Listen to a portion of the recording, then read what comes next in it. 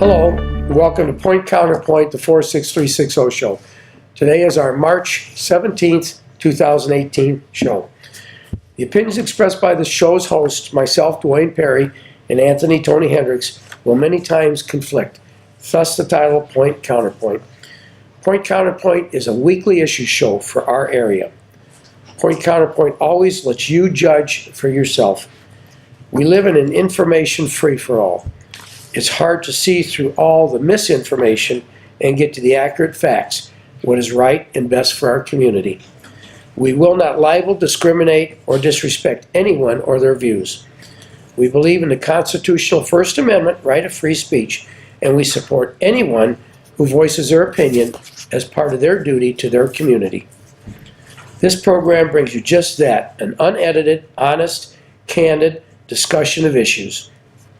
The producers of Point Counterpoint are solely responsible for the content of the show, but because the show is not rehearsed, we take no responsibility for the opinions and statements made by our guests or the information they gather from public sources. We will adhere to all applicable federal, state, and local regulations concerning limits of public speech and program content. The intent of this show is to thoroughly research current issues that affect our community, present the facts surrounding the issues, discuss the pros and cons, and then present to our viewing audience what we together or individually feel is the best solution for both the community and the public. Point Counterpoint 46360 show is a property of its producers, Dwayne Perry and Anthony Tony Hendricks, and may not be rebroadcast without the written permission of its producers. The producers take no responsibility for the opinions of others in the postings of comments in chat rooms, blogs, video logs, forum posts, or other media. We welcome and encourage ideas and suggestions for the show. We can be reached at 46360show@excite.com. Our shows will air on Comcast Cable Access and will be rebroadcast by us on YouTube under the label Point Counterpoint 46360 show. Again, welcome to Point Counterpoint 46360 show, brought to you by Dwayne Perry and Anthony Tony Hendricks. We hope you enjoy the topic, our discussion, and the show. Well, let's get started. Tony, what do we have on our agenda for today? We're ready to go. This is our 5th show. We usually do them in series of 5, so this is a wrap-up show. We went through 10 of the most important topics of the last 5 shows. We're going to talk about, again, protecting our children in the pedestrian crossings, the safety crossings, the President Trump infrastructure program, the federal match program that we talked about a couple shows, interstate highways becoming toll roads, Indiana Supreme Court, the beachfront decision, NIPSCO rate increase, Ohio Street and Michigan City's bonding level, Indiana's $2 billion surplus, road, gas tax, fees, education, status of the NICD double track, current stock market status, and proposed Michigan City stormwater fee. But I see you didn't do it. I'm wearing green. Happy St. Patty's Day. I didn't call them up and get them going. Oh, geez. Happy St. Patty's Day. Well, I was pretty green last weekend for the parade. We had a good time. Yeah, we did. It was a good parade. Thanks to Johnny Stimley. Johnny always does a great job. He's back in the saddle again, and you could see it in the quality of the parade. Very good. Good entries. Thanks for coming out. It was kind of, when the wind changed and came out of the north, a little bit tough for a while, but we had a good audience, some good floats, and it was a good day. It was a lot of fun. You beat me to the punch. Thanks, Johnny. I mean, it's what he does and what Ryan's Irish Pub does for this community. He's a far better man than I. Yeah, he truly needs to be admired. What his family does, no questions asked. They're there day in and day out. You ask and they help. And thanks, and the Johnny, key point in what you just said, Tony, is they never have to be asked. No. They want to do it. They're there. They're ready to go. It's great. And they're downtown. They're big downtown people. They've been downtown. They're stalwart, holding out. Okay, so I'm giving it to you. Okay. Children pedestrian crossings is in the paper. We've been pounding on this every week since this happened, and it looks like we're having a little success. I saw the other day in the paper that the city is moving in that direction. The city council, Don Przybylski's the president. I called Don. I said, Don, thank you very much. It's great. Don's a humble guy. He said, well, I don't deserve all the credit. This started right after the incident when Chris Schwanke was the president. Chris contacted the mayor, made the suggestion that we form a committee and take action on this. So it's been slow moving, but it is moving. So Tony and I were thankful for that. They formed a committee. It's a new committee. When I was on the council, we did not have a traffic safety committee. This committee is a result of this incident. So that's proactive right there. Now the committee's established. They have decided that there are 13 schools and 16 parks that will be focused in on and will have installations in place. I didn't see a deadline.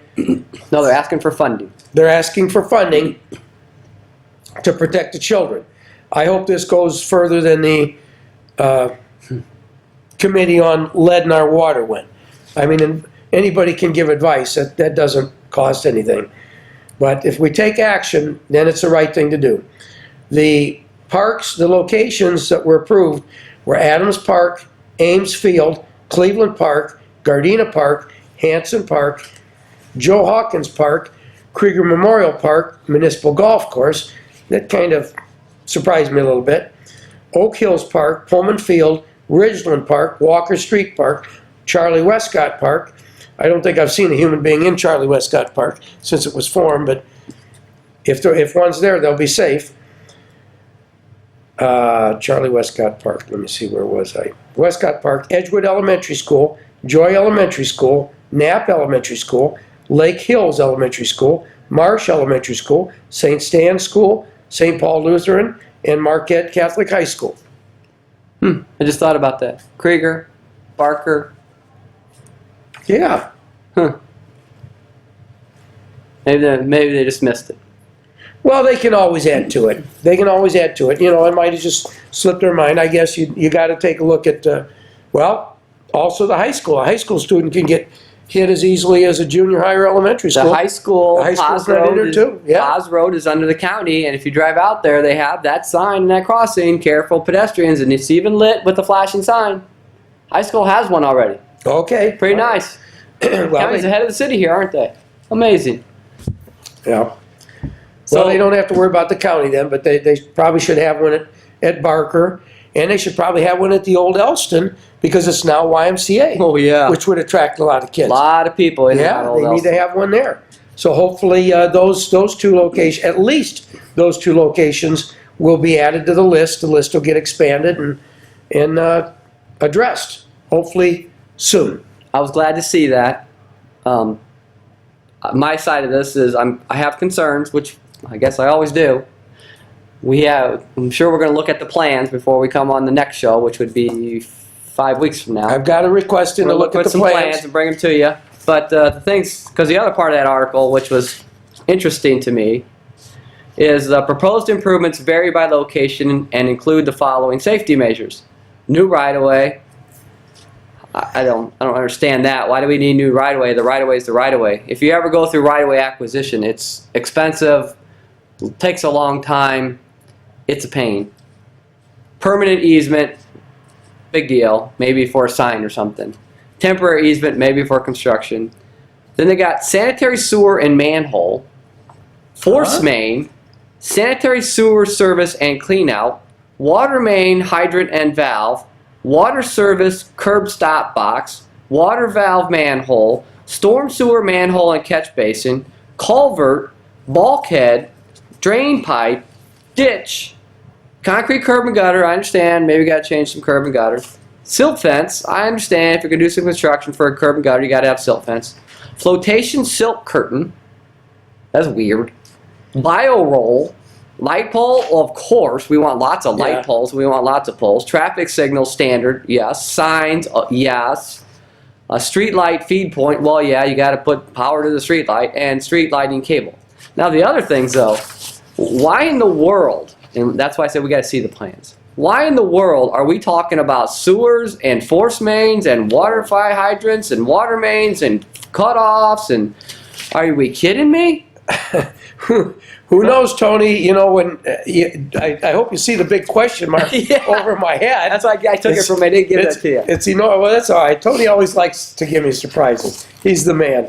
But you know, Really? big question mark. Maybe it's the stormwater fee coming in through the back door.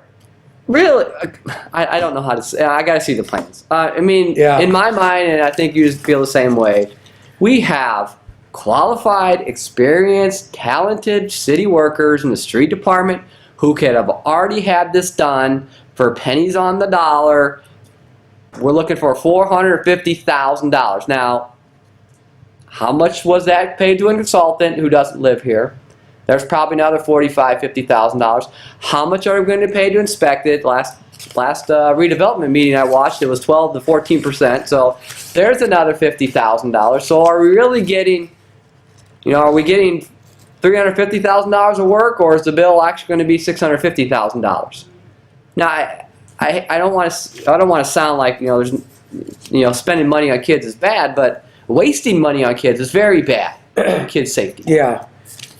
Please don't take it the wrong way what Tony and I are saying. That we're all about this. We've talked about it every week. But between the two of us, you probably have 75 years of construction exposure. And when I hear things like this is physical structures to make it safe for kids to walk, adults, make it safe for people, pedestrians to go across the street without getting hit by a car. So when I heard Tony say things like sanitary sewer and manhole forced main, sanitary sewer service and clean out, water main hydrant and valves, I'm going, what's going on here? They're not even related to this. What we're talking about is the primary service that you're going to need there is going to be electric. If you choose to have a flashing caution light or a sign that indicates after dark that pedestrians may be there, that's electric. There's not going to be a restroom there, a dressing, there's not going to be anything that's going to require forced water main or sanitary sewer. Well, there could be. I mean, if they're going to make a crossing or a handicap ramp, maybe a fire hydrant has to move. Maybe a sewer manhole needs to be poured into concrete. I mean, but my point is, you fix what you can as quick as you can. We don't go through a whole engineering study to paint stripes on the road that haven't been painted, to put a sign up that says pedestrian crossing, please stop, state law, be safe for the children. And this has taken what? We're coming up on a year, and if it's $450,000 for improvement and it's another $100,000 for consulting and inspection, that $100,000 probably far more utilized. And this is going to be a contract. So here we go. We're going to hire. They'll put out a bid. People are going to bid on it. Well, will we do that, or will we just do another no-bid contract? Oh, it's $450,000. We're going to have to bid. State law. So we'll bid it out. Couldn't we have just bought some thermoplastic striping? Did Structure Point have to bid on a new police station? Not for consulting. The general contractor had to. Okay. No, you can just pick a professional consultant. You don't have to bid nothing. You just say, okay, you get it. I like you. You get it. Oh, I like you. You get it. Okay. Oh, I think you're good. You get it. They're professional, licensed professionals. They can give them whatever they want. As far as the actual work, they'll have to putting in place by a contractor, that will have to be. Yeah, that's where I'm going at. I mean, that's good. Couldn't we buy our guys thermoplastic, and I'm sure they know how to put sign poles in. Well, it's probably not a lot different from when they patch the road. You put it down and you got to heat it to make it adhere. That's funny. Yeah. Well, as far as maybe we need to put out maybe we need a consulting project for the number of potholes in town and put out a contract. We did that. So we can fix all the potholes down. First we got to mark them off and then get a whole plan together and put a bid out, and then maybe 6 months later we get a potholes fixed. I don't know. These are In talented workers. 2012, Tony, the city did that. They let a contract out, and you know about that. You remember that. Yeah. To prescribe to the city a 5-year road maintenance plan. Which roads need to be fixed at what time in the year, what year, and a level of work they needed. Well, whatever happened to that? Well, I was wondering that too. I mean, I know we had to have that because we were getting those funds from downstate. What did they call those? I can't remember what they called that. Community pavement funds or something like that. You had to have an inventory of roads and a plan on when you need to fix them. And so we had, which I'm amazed, every community doesn't have. I mean, if you don't have that, then it's kind of the political will. Hey, you know, Dwayne, I like you. You're on the council. How about I fix your road for you? Yeah. You know, and that's what they were trying to stop. But yeah, I mean, do we go have a contract for potholes? Hey, we need a consultant to come in here and inventory the potholes, and then we'll make a map and we'll do a bid package. And I'm not lying to be about this thick. Not to have in a public meeting. And award the bid so somebody could buy some signs and put down some striping. You know, it's funny when you mention that kind of stuff because it brings back memories. Right after I was elected to council in 2012, what you said, you know, you're my friend, so I'm going to fix your road. I was coming home from work one night, and Maple Street that I live on, just south of Gardena, was blocked off at both ends. And I wigged out. I thought, no. Nobody's going to pave my road. I don't want anybody saying Perry's on the council. Yeah, and so I drove around the barricade, and there was a crew down there, and they had to think I was a nut. I hopped out and I said, "You guys aren't paving this road, are you?" Relax, pal, relax. We're just here to do this thing. But, yeah, you would have looked really bad. Political favoritism. Oh God. Dwayne Perry got his street paved. Look at that, brand new pavement. You know, but again, what you said, you know, maybe. They may have to move a fire hydrant. Fire hydrant. Well, if they want to put the crossing and there's an interference with the fire hydrant, move it 20 feet off so you don't have to. You know, you can do a lot of things to keep the cost down. We could have done a lot of things in this last year. That price probably, I guess that price probably would have been $100,000 or something. But no, we've lumped it all into a contract, and we know how this goes. You've been on the council. It's real simple. You get all the money together, and you cry the blues that you don't have enough money budgeted for you. So you go to the council and you say, I need $450,000 to do these things, which you know could be done with our talented, experienced in-house people for pennies on the dollar. So you get them to release another $450,000 in the name of school safety out of the casino fund because you didn't want to take it out of your budget. I mean, I'm an elected official. I mean, that's the way the game goes. You know, you got your budget and you go ask for more because, you know. Key ingredient, casino budget. You got it, because we didn't have a casino, this would be $100,000. Most communities who do this don't have the casino, and they find a way. Like LaPorte County, MS4 district, they find a way. They scrape together, they share services, they work within their departments, and they find a way. I mean, because, MS4 is stormwater, clean stormwater, and it's a law, federal law, and state affects it. But you look at most communities. Some communities are spending $1 million a year. LaPorte County, pennies on the dollar. They find a way to partner with who they can. They get it done. There's no hoopla. They're not going to a meeting saying how great we did or we need another $500,000. I mean, again, we are 100% for school safety. I'm saying this should have happened a year ago. The day that girl got hit, the administration should have said, there is nothing more important tomorrow than going out to every crossing and make sure it's painted or thermoplastic striped. Signs should have been ordered. Poles should have put in. Yep. But now, if it required special meetings with the Board of Public Works, the council, redevelopment, whoever, the wheels should have been rolling within 14 days. I would have done it the Monday, the first Monday back in the doors were open for business. And what I wanted, we're going to get a little long here. Yeah. There's something called the MUTCD, the Manual of Uniform Traffic Control Devices, which is a federal guideline which shows you how to do these intersections. So consultants and everyone else is free, tells you how an intersection should look like according to federal guidelines. This is something I picked up in, I don't know, 2 minutes on the internet. And you didn't get paid to do that. And I didn't get paid. So I gave them to Dwayne. I mean, here, they have the stop sign, they have the crossing, all the requirements. they have what it looks like. They tell you everything about the sign. They tell you the size, they tell you where to put them. And we're going to hire a consultant to do that. Well, we already hired them and probably Already paid hired them a whole bunch of money. They tell you what each one should look like. They're very clear because if you're getting federal money, you have to adhere to this. And anyone could have picked up that book. I guarantee this book is sitting in City Hall right now.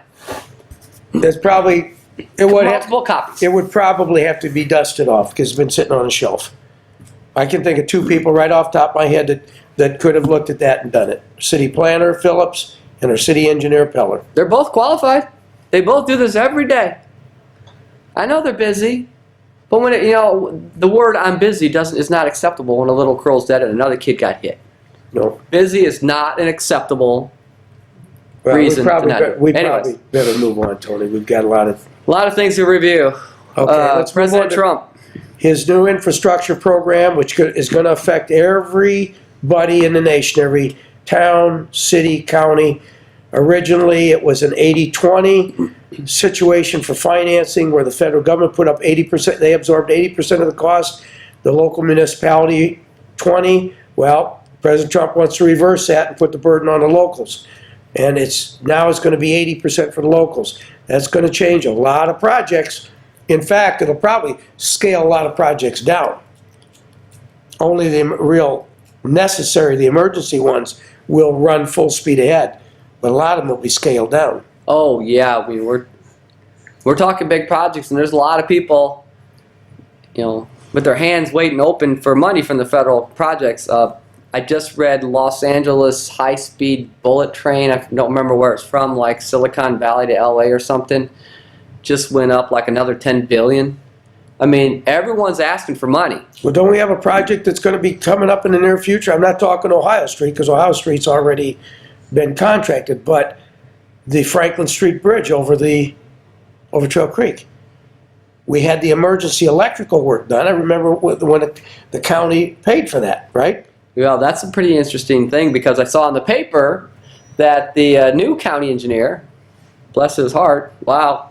Sullivan? He's Boy, he's a sharp I saw guy. in the paper, he asked INDOT, Indiana Department of Transportation, to come in and do an inspection for us, and they'll do it for free. So we didn't hire a consultant. We partnered with a department, a government agency to come help us because that's what they do, inspect bridges. And boy, isn't that important today. Everyone knows what's going on today, right now. Yeah. You want to move into that a little bit? We should. The collapse of the pedestrian bridge? The collapse of the pedestrian bridge. And as soon as it happened, and as soon as they named the people, scared me like no belief. Because I know what happened on Klein Avenue. The group the design engineer for that and company for that bridge is the same one doing Klein Avenue. The FIG group. And I don't know if you remember, I remember very clearly when we were doing that bridge, the concrete collapsed and people got killed on that bridge. And they were building that bridge. 13 workers were killed. They were killed on the Klein Avenue bridge. Yeah. And then it was, it had to be shut down and closed and demolished. And then somebody drive off the end and die too? What happened, the reason it was closed was because the Klein Avenue Bridge was not a conventional bridge. It wasn't structural steel supporting a metal deck and concrete placed over that. It was something called pre-stressed concrete, which is really ingenious. Concrete is wonderful if you're trying to crush it, but if you're trying to stretch it, it fails immediately. So how can you make a beam out of concrete? You run large steel wires, ropes, through it, and you stretch those ropes. Everything will stretch. Some things more than others. And when the ropes are stretched, you pour the concrete in place, and then you relax. You secure the end of the rope, and then you relax the tension on it. So it puts that concrete in compression, and then that concrete will function marvelously as a beam. Most bridges that collapse are not engineering errors. They're either failure of materials or they're failure of Manufacturing. construction activities, proper construction procedures were not followed, or the design was not adhered to.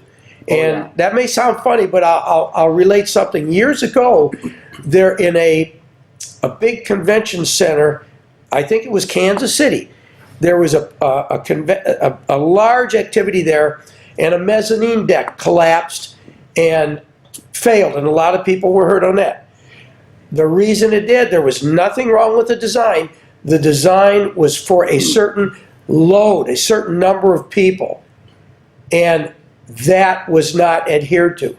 The area that was supporting the people was far overloaded. It exceeded the capacity of the design. The design was fine. If they would have designed it for 3 times the capacity it did, it never would have failed. And then you have failures, when you place concrete in the dead of winter, which for some reason every project I've ever been on, they start their concrete work in the dead of winter. Yeah. It's so much more expensive than starting it in May or June. But you have to keep that concrete from freezing for the first 48 hours. That's when it develops a majority of its strength. If you don't protect that concrete, it will never reach design strength. It will never do that. And there's a lot of inattention that's paid to that. And so this is not what happened down in Florida. They haven't figured it out yet, but and that's why Klein Avenue was closed. They did an inspection was performed, and they found excessive corrosion of the steel cables in that, to the point where they were concerned there might be a failure.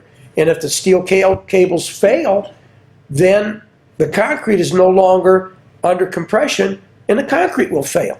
And that's why they did that. That may be what happened. I never heard a post-mortem on the Interstate 35 bridge collapse up in Minnesota. I was working up in Minnesota at the time.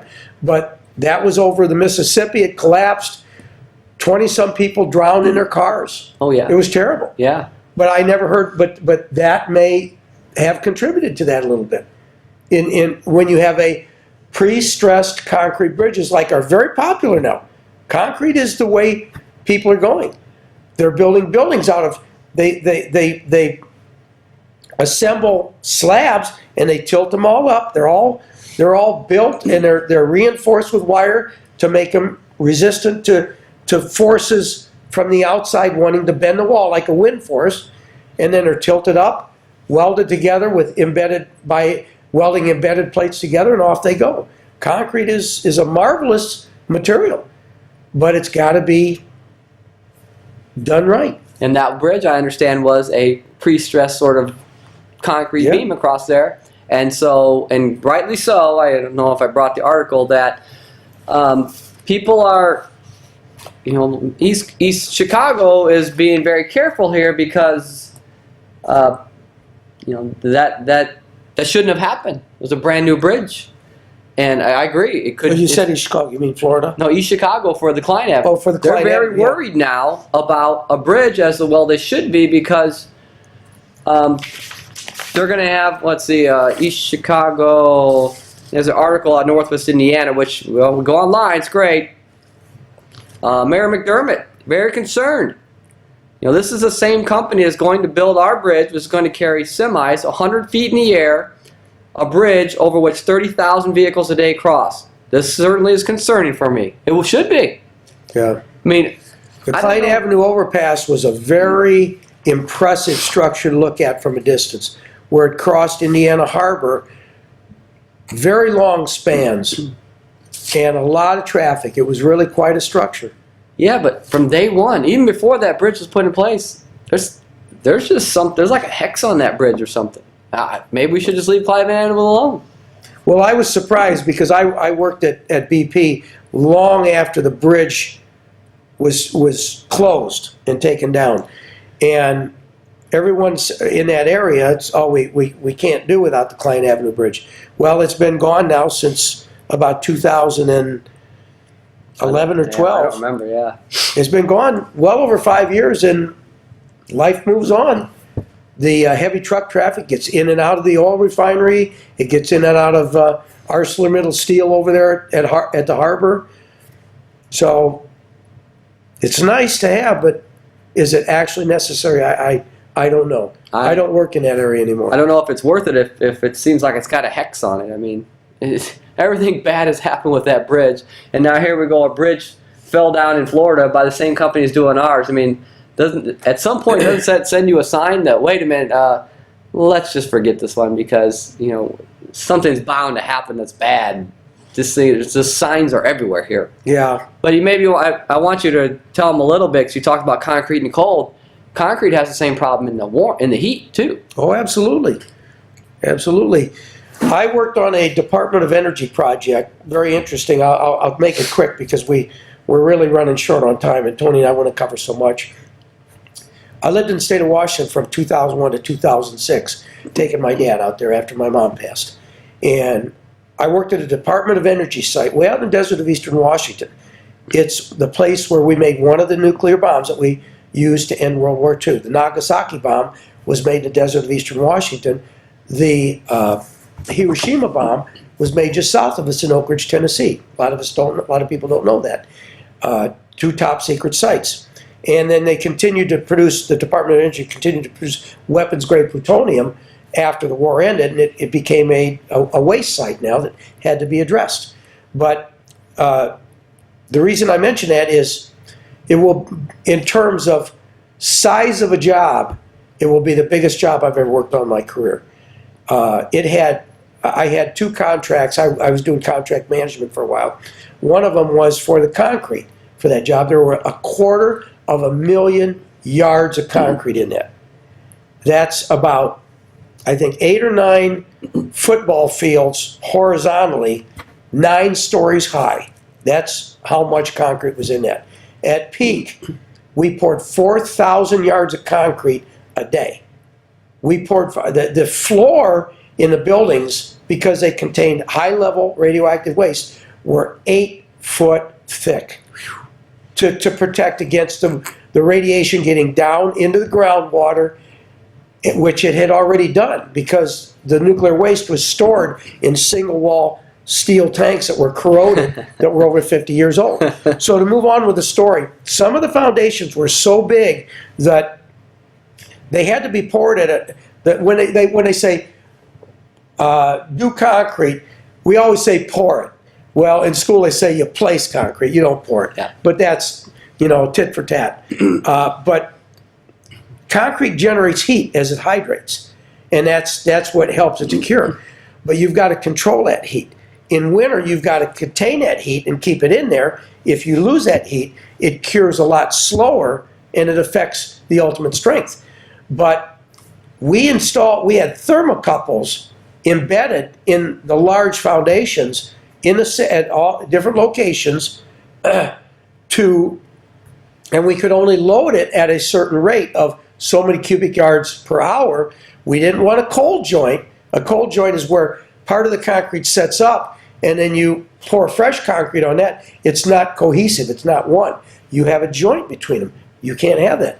But if you allow that heat to run wild, that concrete, you can have a big block of concrete. It'll look wonderful on the outside. Yeah. But you can hit it with a hammer and it'll sound like a drum. It generated so much heat that it was brittle on the inside. It didn't fuse as one. It'll sound hollow. And if you have a bolt that has to resist an uplift of wind coming against something, that bolt could pull right through the top of that foundation because it wasn't placed properly. You didn't control the curing of the concrete, the setting up of it. That's what Tony gave me the window to talk about. Not up, not too low and not too high. You think, everybody thinks concrete, well, most people will say cement, where cement is just one of the ingredients in concrete. There's several ingredients. There's what they call aggregate, sand, stone, cement, and water. And then you have chemicals to accelerate, to increase the setting, to decrease it, to make it more resistant to salt and chemicals like on roads and sidewalks. It's really for being something that we look at so simply. It's not really a simple material. And unfortunately, a product that is a byproduct of the steel industry, fly ash from the the power plants. I'm sorry, not the steel industry. Power plants of burning coal in their coal-fired power plants traditionally was just buried, and it's buried. There's a lot of it buried out right by the pines. That beautiful rolling grassed area on the south side of 20, right where 520 is at. Jump over from 12 to 20. That was courtesy of NIPSCO and Leonard Brown, Mr. Brown has passed away, but he hauled all the fly ash out of the NIPSCO power plants and it was buried there. It's a cancer-causing agent when it gets in the water. Now you take that same fly ash and you add it to concrete, it makes the concrete much more workable. They have more time to finish it. It actually adds to the strength and durability of the concrete. So in one situation, it's poisonous to people, it's deadly, not poisonous, deadly. And in another situation, it makes your structure that you want to last longer. It's very interesting. The concrete's really, but that's what I want to bring up.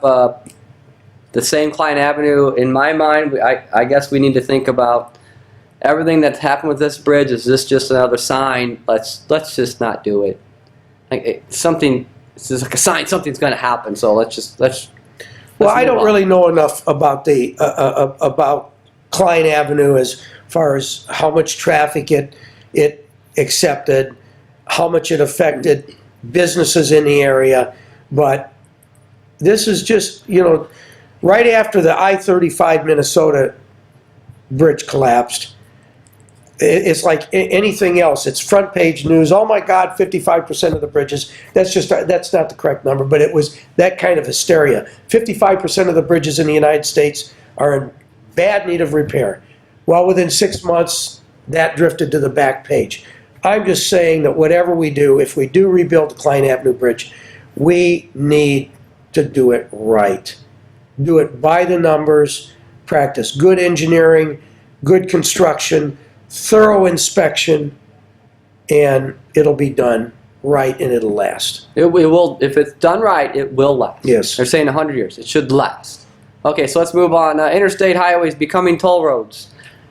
We can't scream at the top of our lungs enough. If we're going to pay to drive on 94 and Indianapolis is not going to pay to drive on 465, we cry foul, we cry no fare. Exactly.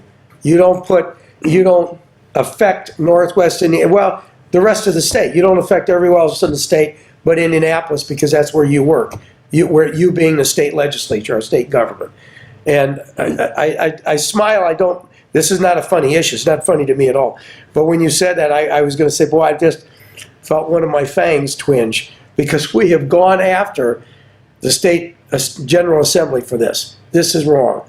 If this happens, when they raised the tolls on the toll road, we saw increased heavy truck traffic on Highway 20. More accidents in the Fail Road area, especially between Michigan City and Michiana's South Bend area, more accidents. And if this is allowed to happen, we're going to see so much more traffic on all of our U.S. highways in the area, Highway 12, Highway 20, Highway 30, Highway 421 and 49. 2, 6, 8, yes. 10. And those roads, despite the fact they're designed to support a heavy semi-tractor trailer full of whatever, they're not designed to support an enormous volume of those. Yes. Our road costs, our road maintenance costs will go up, and more important than that, we'll see a lot of Hoosiers dying on our roads because of the car truck accidents. I've contacted government organizations in several other towns between Michigan City and the state line to try to get a unified effort to oppose this. Please, I said, please, draft legislation opposing this. We need to speak out, otherwise it'll happen. And we'll be the ones that'll feel the brunt of it. I can't believe every state senator or state representative outside of Indianapolis isn't screaming at the top of their lungs, at a minimum. If 465 isn't told, no one's told.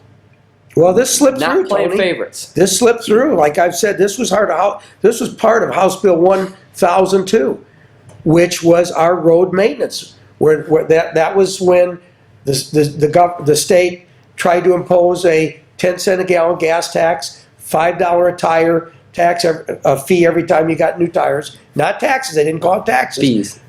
Only the gas was called a tax. And the ironic thing was the current gas tax that was in place, not 100% of that gas tax was going to roads. It was going other places. But they decided they needed more gas tax, plus the fee on tires, plus the fee on vehicle registration every year. That was what 1002 was. But there was language in there to allow the state to convert these interstates into toll roads. And it went right through. What do they call that? Is that pork belly? Where they put Earmark, pork belly. Yeah, I don't know. where other legislation will be buried within a larger piece of legislation to slide on through. Tack it on and hide it. Yep. And I can't believe, and we read the studies here on our show, we're in the study phase, which careful, every community says we're in the preliminary design. Preliminary design is what, 95% complete? It's too late by then. If Yeah. you're so far down the path, they ain't turning back. The state's already hired a consultant to locate the toll booths, to iron out all the details of how this thing's going to come together. So it's moving forward. You need to contact your state legislator, state representative, state senator. Let them know that they did wrong. You can always amend legislation. You can always amend it. Yeah, because if they say if 465 is not getting told, we're not doing it, and sounds like the Ivory Palace of Indianapolis is going to get, if they have to toll their interstate, the answer is going to be no, we're not going to do this because there's too much heat to toll our interstates. Yep. So we'll see. I want to bring that forward. Indiana Supreme Court beachfront decision came through. Unbelievable. Indiana Supreme Court. You can read it. Case number 46S03-1606PL425. Pretty easy. Just type up Lakefront Beach, Indiana Supreme Court. You'll find it. We have the right to walk on the beaches. Amazing. And what's important here is this is a precedent-setting case. Yeah, for the Great We Lakes. think it's just about the people in Long Beach who own the nice homes on the lakefront side of Lakeshore Drive. And we think, no, it's every body of water where residential developments have occurred next to the water. They feel that their property goes right down to the edge of the water. And Indiana said, no, it doesn't. Even a river goes up and down as the seasons, the melt off of the snow. I see buddy Andy's in here. I guess we better speed up. Well, too quick, I'd like to surprise you. There's an article on the internet, I believe the state of Arizona or maybe New Mexico passed a law that says if you have a stream, you can fence it off and not allow people to go in the stream anymore. And that's going to go all the way to the Supreme Court. Wow. You know, they show pictures of kayakers going down the stream and running into barbed wire. And it says no trespassing private property in the stream. Oh, wow. That has never in the world we know it, let alone the United States, ever happened. The streams are meant there for the common commerce of the United States, Yep. and you are not allowed to block them off. But they have a state law, I can't remember, New Mexico, I think, and it's going to the Supreme Court. This is such but here we go. Well, I'm sure Legislator passed it. Governor signed it. I'm sure, Tony, if we went back in the history books far enough, we could find that this has been an issue way back to cowboy days, because I remember watching cowboy movies where one farmer wouldn't let the other farmer take his cattle to his pond. Not his pond, the river. The water. Yeah. Yeah. And if you watch, we watch Gold Rush on Fridays, you can see that they always fight about water. You have to have the right to get water. When you talk about air, water, and food, water is the #2 part of human life. Yep. You can only be without air for about, the rule of 3. Air about 3 minutes. You can only be without water for a couple 3 days. 3 days. And you can Food's only be a lot about longer. 3 weeks. Yep. So it's a power, about 3. So water's the number 2. I You know, cannot cut people off from water. No. And that's what the Supreme Court was. It's really good. So now is that your pick to click for the weekend? Friday night gold? What'd you call it? Gold Rush is on Friday nights. I think it's over now. The season's over. Oh, You're missing out. You can watch it on reruns. Anyways, the NIPSCO rate increase. Another one. Screaming at the top of our lungs. over 24 utility companies around the nation, after the president's tax program went into effect, they either withdrew their request for a rate increase or they issued a rate reduction. Yes. But our guys at NIPSCO, they keep right after it. They keep coming in for one increase after another. And their current program has an escalating table. They get a rate increase every year. Yeah, they already got that approved. Yeah, that's already approved. Every year they get a teeny little bump. But now they're coming in for more. Now they're going to come for more. They're not asking to stay even. They're not asking to give us a decrease. They're still asking for an increase. Yeah. So, okay, our Ohio State project, Michigan City's bonding level. $69 million in debt. Michigan City is in principal, which you got to pay back principal, but principal plus interest. $69 million, and that doesn't include the 11 or 13 million for Ohio Street. $8 million for the project plus financing. Well, I think, what did the project come in at? 5? It came in at Ooh, something really? ridiculously low. Ooh, So it might be an $8 million bond. that makes you kind of nervous. I would hesitate that it will not just be an $8 million bond. I'd be willing to go to the casino and bet money that the bond level that was asked for will stay the same and they'll spend the money somewhere else. We'll see. Don't get Because me wrong I on think that. they didn't have light poles in the contract, and there's some other things they had to add in the contract or add-ons that'll come up. Anyways, Indiana's $2 billion surplus. We want to talk about this because we had the discussion over and over, and we'll continue to have discussion. How much money do you need in a rainy day fund for Indiana compared to spending that money on education? The legislature this session passed $100 million for the legislative or for the educational financial gap. No, I thought you said 75 million. I just read yesterday it was Oh, they have to something like 100? 100 million. So 100 million out of the 2 billion. It should be 5 times that, $500 million.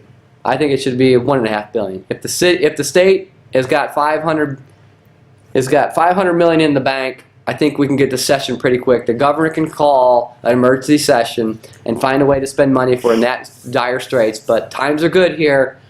Holding $2 billion instead of spending it on education, I think, is frivolous, senseless. Well, in savings account. defense of what I said, I'm not talking 500 million one time. I'm talking 500 million every year. Let's make That's it happen. that's a good idea. Let's put 500 million a year until we get education where it needs Let's- to be. Because I was watching TV the other day, and it was the morning news, and it was about Illinois education, and they said Illinois ranks 36th in the nation in education. Oh, yeah. But it showed the chart. Right in front of Illinois was Indiana at 35. And this is embarrassing. 34 ahead of both Indiana and Illinois was Kentucky. And we're sitting on $2 billion.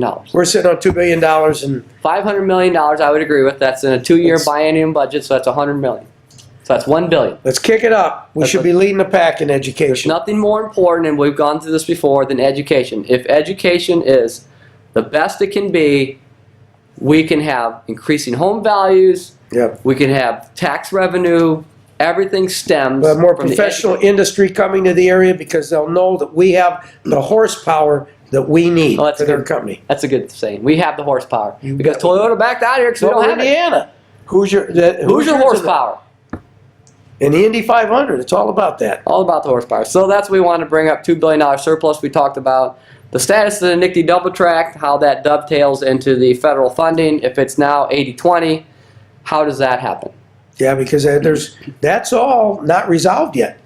I guess they're just finished their environmental impact study, which doesn't really mean like we assume environmental. It's demographics. How does it change the demographics of the area that it goes through? Does it cut the city in half for public services, which we feel it does? Does it isolate a particular group of people from where they need to be? It's all about, it's more demographics than it is environment. I was wondering why they call it environmental impact. It's supposed to be called environmental justice. Bill Clinton signed that executive order when he was in office to protect, ethnicity and poor and neighborhoods, so big projects don't just come through and railroad them right out of town and cut them off and take their ground and pour chemicals on them and treat them like dirt. So what was their environmental justice study did it say about shutting off 16 roads and impacting access for people that might not have the ability to get there, and let alone the federal funding? If it's 80-20 now, that's going to be I still can't figure out why Carroll Ave is going to be permanently closed. Yeah, they're closing Carroll on their website. A main thoroughfare to get to Springland Ave area, Long Beach, Carwick Road, Potawatomi Park. That's where the school administration building is, right? North of, or south of the boulevard. Yeah. We closed that road. So then we went to current market, stock market. It's been going up and down. It's been up and down. It's been up last week. The economic figures are showing are pretty amazing. Crime is starting to retreat. I think people have jobs. The way I look at it, and I told Dwayne, and somebody told me to do this, I drive down the road, I see a lot of paper plates. That tells me people are happy enough and sure enough to buy another car, whether it's new or it's used. I see that paper plate on there. Somebody made a decision. I have a job. I'm willing to enter into a contract to buy this vehicle. I think in some banks, I think you can afford it. Yep. That's fantastic. So that's all of us. The stock market, all our retirement money. A lot of money in there. A lot of companies are mergers and acquisitions. We saw it out here. Solaire got bought out by Hitachi, right? Companies are buying companies. Money's rolling. It's good times right now.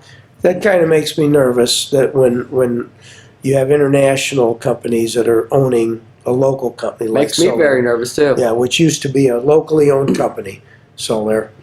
Because the next move is, maybe they move it. I don't know. Are they committed to Michigan City? If the dollars and cents aren't there. No. And then last one, I'll leave this one for you. The last one we want to bring up was Michigan City stormwater fee that is gone, supposedly. I hope it is. I hope it is. As it was submitted, well, that's all I'm going to say about that. It was wrong. And then the other thing I read just today was that the smart streets in down South Bend are working. There's investment down there. We talked about that. The smart streets in South Bend, and you can jump in on this. We got about 4 or 5 minutes.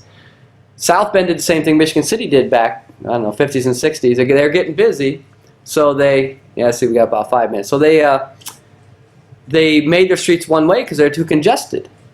And so they made them one way to get traffic moving through the downtowns, and then the downtowns kind of died. So they went to smart streets, turned them to 2 ways like we did, and pedestrian access and bicycle paths. And Michigan City did that too. In my mind, that's called controlled congestion. You're congesting the streets, slowing traffic down for a reason. We talked about this because of 421 South 20. Yeah. Get ready for that. Way too much traffic in that area. It needs to be relieved. And there's avenues that it could be relieved in Cleveland, Ohio Street, which was proposed to Michigan City in the 1960s in a study by Chicago, a public municipal planner in Chicago, the Gardner Group. As I said, I read their study. It was good, very good. But unfortunately, like a lot of studies, it went on the shelf.